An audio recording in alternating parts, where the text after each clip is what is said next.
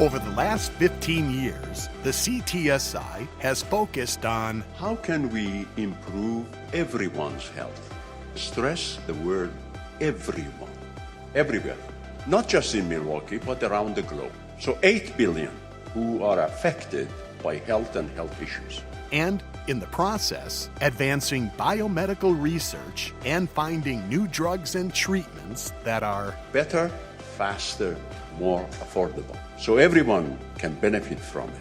All along, making sure we are all in together. And we have one common goal: advancing health through research and discovery. Discover the past, present, and future of the CTSI inside this edition of CTSI Discovery Radio.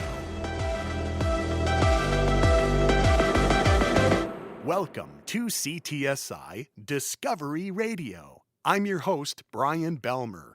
CTSI Discovery Radio is brought to you by the Clinical and Translational Science Institute of Southeast Wisconsin. The CTSI is a consortium of researchers, doctors, scientists, and others representing 8 institutions, including the Medical College of Wisconsin, Milwaukee School of Engineering, Marquette University, the University of Wisconsin, Milwaukee, Children's Wisconsin, Froedtert Hospital, Versity Blood Center of Wisconsin, and the Zablocki VA Medical Center. The CTSI works collaboratively across all of our member institutions. Our mission is advancing health through research and discovery. As the CTSI prepares for its 4th grant funding from the National Center for Advancing Translational Sciences at the NIH, we thought it's a great time to share insights on the past, present, and future of the CTSI. And who better to do that than Dr. Reza Shakir, Associate Provost for Clinical and Translational Research, Senior Associate Dean and Director of CTSI, and Joseph E. Janine, Professor and Chief, Division of Gastroenterology and Hepatology at the Medical College of Wisconsin. Today, we share a presentation Dr. Shakir recently gave at a community luncheon, laying out the evolution of translational science at MCW. Dr. Shakir begins his presentation by asking each of us to imagine, because imagination is the beginning of everything. And what are we going to imagine today? Let us imagine about the following topic. How can we improve everyone's health? Stress the word everyone. But he readily acknowledges that pursuing the health of everyone, that's a big task. For decades, efforts have been made with sincerity, but I don't think we have achieved the goal of improving the health of everyone. So what does that tell us? The path we took probably is not the right one. So Dr. Shakir says, we have to imagine, come up with a better way. So you have heard the phrase, all in together. From a scientific perspective, whenever we study something, we dissect it to its finite elements and then try to understand that finite elements. And then we put them back together and move forward.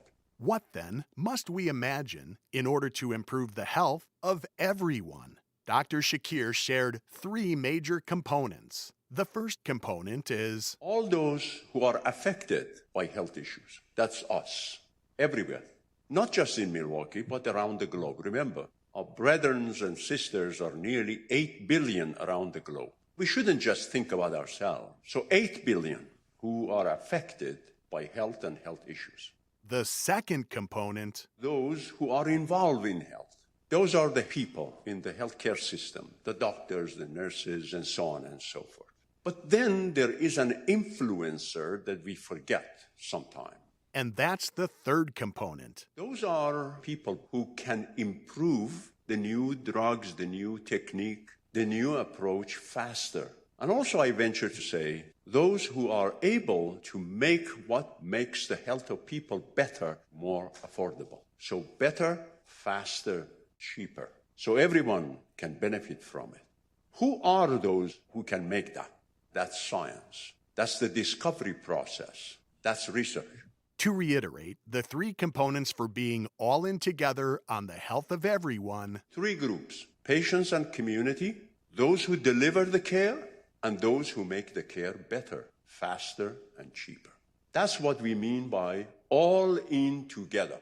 Dr. Shakir stresses that all three components are equally crucial for the success of building healthier communities. If just the community and patients take the lead and do their thing without the other two, if just the health system take the lead and do their thing and forget about the other two, and if the researchers and the scientists take the lead and forget the other two, it's not going to work. The only way it works is if we all come together, identify the problem, and address it.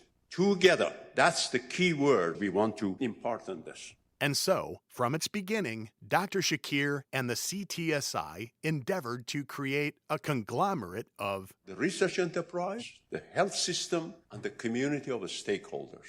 We start from Milwaukee. That's where the movement will begin, and hopefully will spread around the globe. Working together, all three components. Those who are influenced by health, those who deliver the health care, and those who can make change in it. To achieve that, these three components have to be able to communicate with each other. We need to understand each other. We need to say what is necessary and accept what is necessary. That's partnership. In achieving that goal of partnership, we thought we should have an ecosystem. Ecosystem is a system that members are dependent on each other. They can't live alone. They have to have the other components. So we came up with the idea of trilateral, mutually learning ecosystem. Let's figure out what are we dealing with. Let's learn from each other.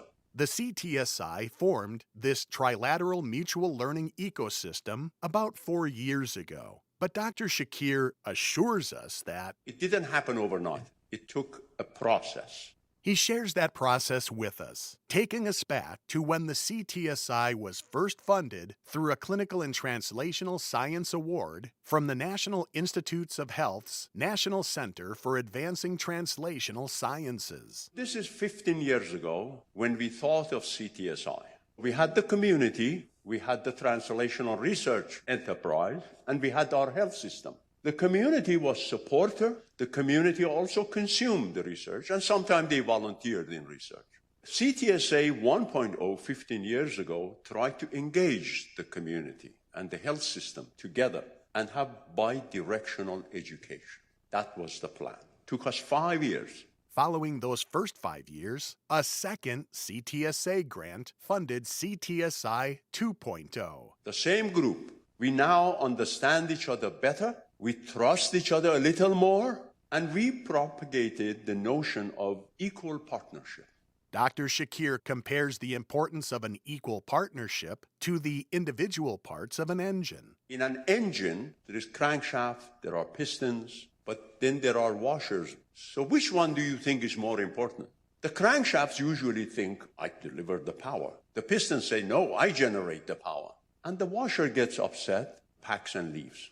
And when you push the start, the engine doesn't go because that washer was as important in the functionality as the piston and the crankshaft. So we need all to move the engine of health through research and discovery.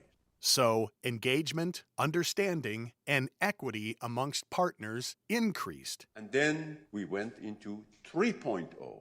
In 3.0, the mutually learning trilateral ecosystem was more mature. But how do we operationalize this? Do something to improve health. Now we are all on the same page. We want to do something, but what is it? How do we do that? The answer came in the form of the CTSI's development and implementation of integrated clinical and research ensembles. Why ensemble? Borrowed from the music world. The symphony, different people play different instruments, but they are in harmony. They follow the similar path. They talk to each other. They understand each other. The music then becomes beautiful. So we call it ensemble. Then we said, let us try this. He shares how the ensembles work. Let us pick up one disease. So, for example, heart disease, arrhythmia, is a major issue. Those who have arrhythmia mostly are not aware of it until something goes wrong. We said, what can we do about this? So people brought different expertise together to address this issue. The cardiac ensemble was formed. As a result of this ensemble, the CTSI CommuniCare Initiative launched its first community healthcare unit in partnership with Milwaukee's faith community, where, to date, nearly 100 people or more have been screened, and if they had some issues, they were linked to the healthcare. So we figured out that works. Suffice to say, the ensemble's free community health screenings have been a huge success, which means it is time now to move it forward and bring the next group of the ecosystem together. For that to happen, it will require another CTSA grant to fund, you guessed it, 4.0.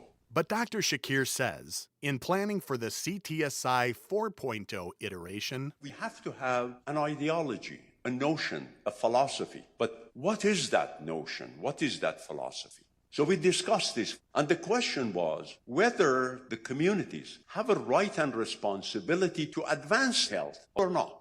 And after much conversation and consideration, the conclusion is a resounding yes. Communities have a right to advance the health, and also they are responsible for it. We got to do it all together. So that is the foundation of the reason for community engagement as a co-equal driver to advance health. That's our philosophy.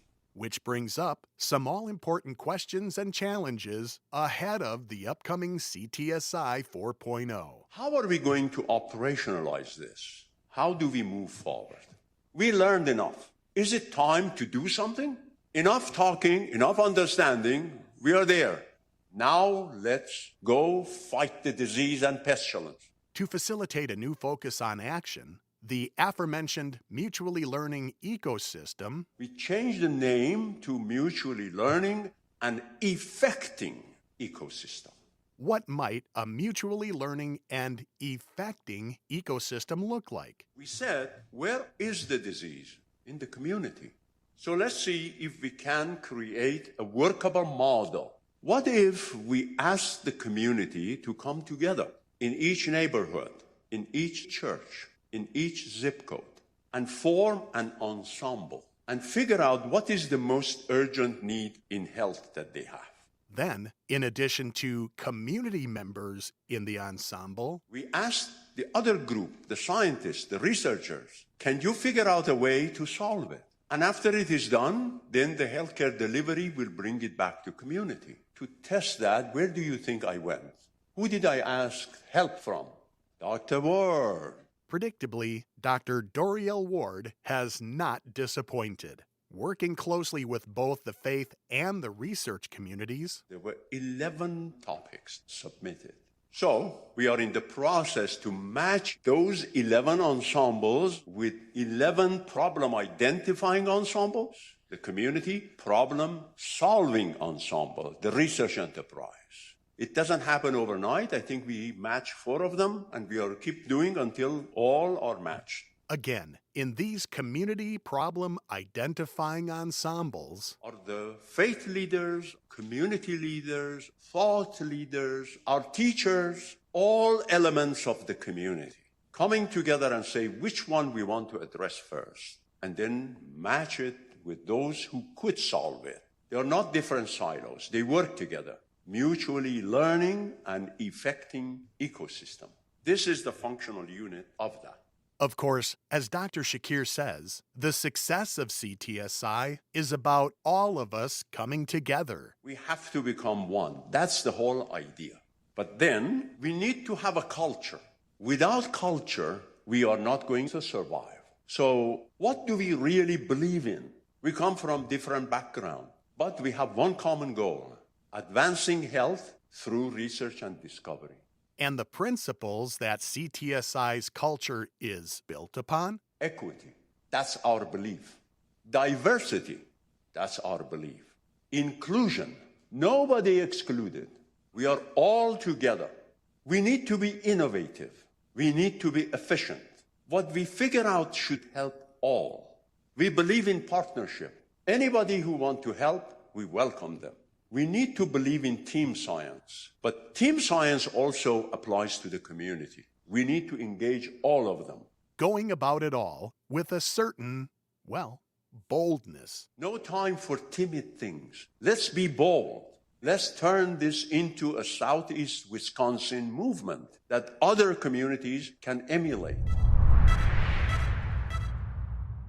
In developing and refining the updated ideology for the mutually learning and effecting ecosystem Dr. Shakir referred to earlier, he enlisted the help of some others, including Dr. Ryan Spellacy, Ursula Vonderer Chair in Bioethics, Professor of Bioethics and Medical Humanities and Psychiatry and Behavioral Medicine, and Assistant Provost and Director of the Human Research Protection Program at the Medical College of Wisconsin. Dr. Spellacy shares how he became involved in helping develop and refine this new ideology. This is actually building on work that we did in the prior CTSI grant, just making the case that the general public has both a right and a responsibility to further or improve health through research and discovery. And this came out of conversations between myself, my colleague, Dr. Jadrand, and Dr. Shakir.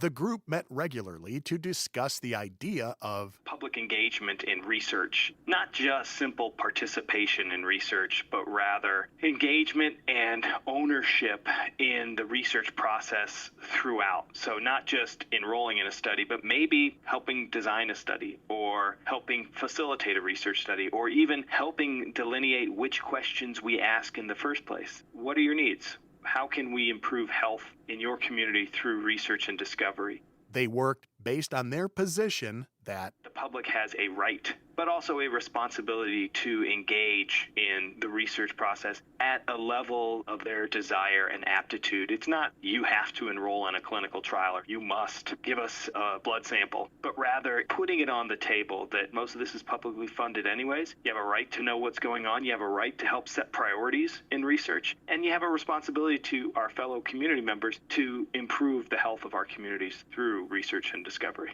With this in mind, what specific rights and responsibilities do the public have in advancing health through research? They have a right not just to participate in research, but to have an ownership over the research enterprise, and that means every stage of the process. We envision groups coming together, setting priorities for what sort of research do we need to do in which community, and that'll vary. CTSI has a reach across the region. Different communities have different health needs, and we can partner together to first identify those and then do something about them, find ways to improve it through research and discovery.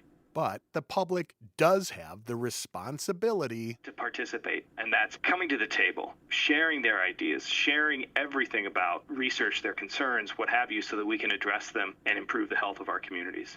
In developing this ideology, what ethical considerations were made relative to the rights and responsibilities of the public? We had numerous discussions with Dr. Shakir and Dr. Jadrand, and then later Dr. Amit Gadey as well. And we don't all agree on what those rights look like in an abstract philosophical sense, but the rights language can be very empowering because if you have a right to something, we have an obligation to help you exercise that right. And so we might not be deeply philosophically committed to it as a right per se, but it's helpful language to empower the community to exercise that right to improve health. How are these rights and responsibilities exercised? And what does the public need to help exercise them? The public needs to be made aware of these opportunities, so we need to get out into the community to find out what their needs are. We also need to address issues of trustworthiness. It's not a question of whether or not different communities trust the medical community or the research endeavor, but rather what can we as the researchers do to earn the trust of the community. And there are many things the research community already does do to instill trust. For instance, the institutional review boards that review the research involving people to make sure it's safe, it's ethical, and that the rights of participants to be informed are upheld and that the research is ethical. And if members of the public want to serve on a committee like that, they absolutely can be part of the research process in that regard as well. So it's a matter of getting out in the community to tell the story of this is how we do research, this is how we make sure it's safe and ethical. So come with us and help us understand what your community wants and what they want to see done in research. But is it only external factors they need protection from? Or does the public need protection from itself as well? That's a great question, and there's been numerous research scandals in which the public is involved. Perhaps most infamously, The Tuskegee syphilis study, in which researchers conducted research on gentlemen with syphilis without their informed consent, and perhaps worst of all, when penicillin became known as a safe and effective treatment, it was withheld. And the researchers in that study actually conspired with local physicians to make sure that these gentlemen would not be told about penicillin as a treatment for their syphilis, so they could continue doing this research. so while there was community involvement from the onset of this research, Sometimes, yeah, the public needs to be protected. I don't know if the right phrase is from themselves, but it's not enough to have community engagement to ensure research is ethical.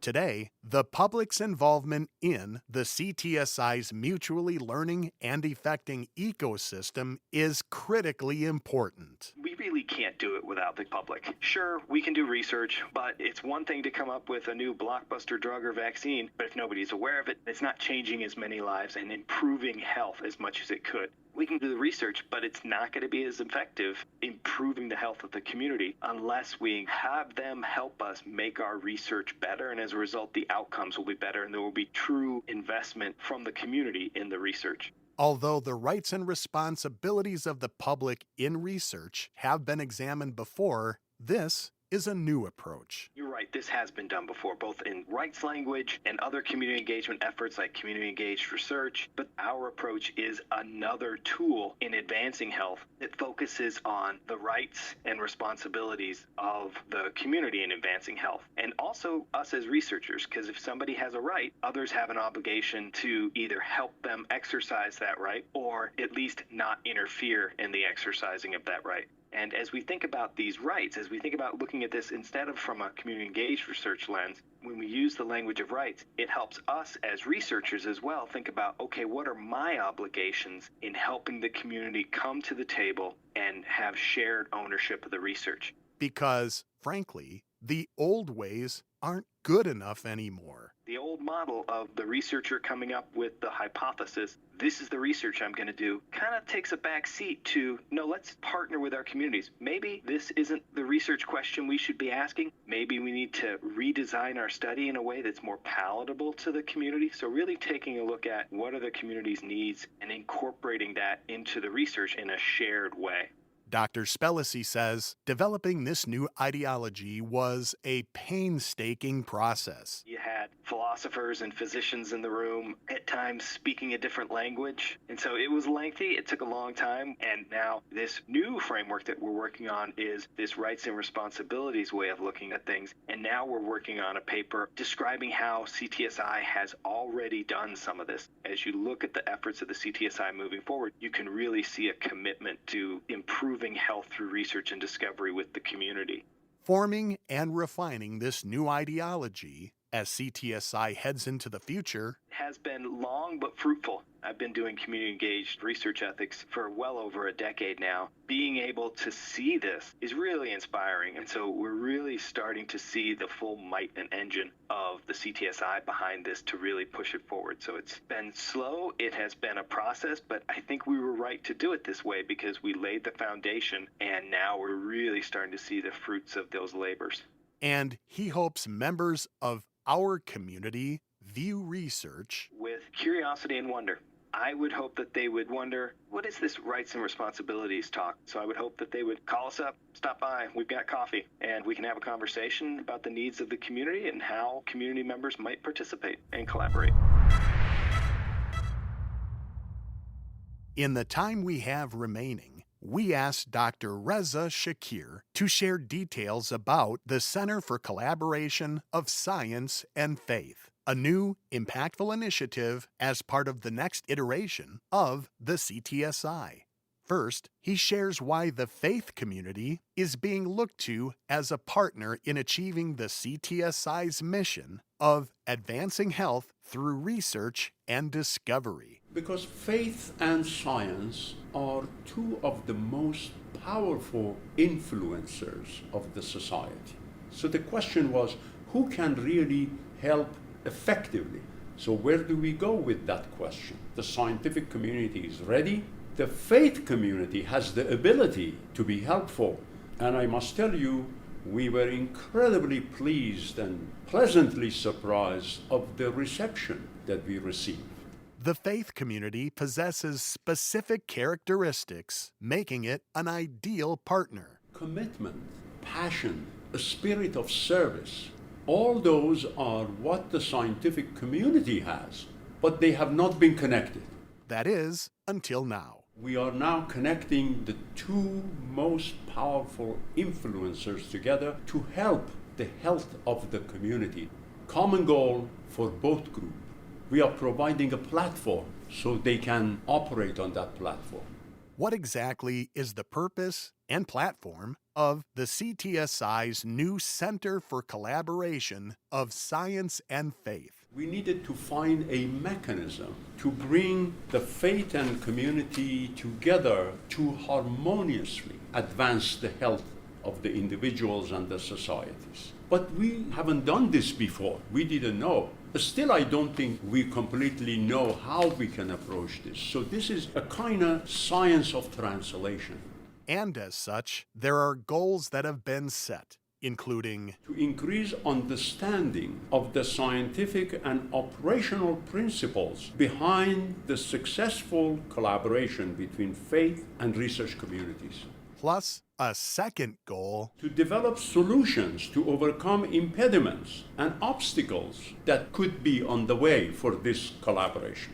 This new CTSI Center provides opportunities to enhance the relationship between these two communities, faith and science, to increase cooperation for advancing health through research and discovery.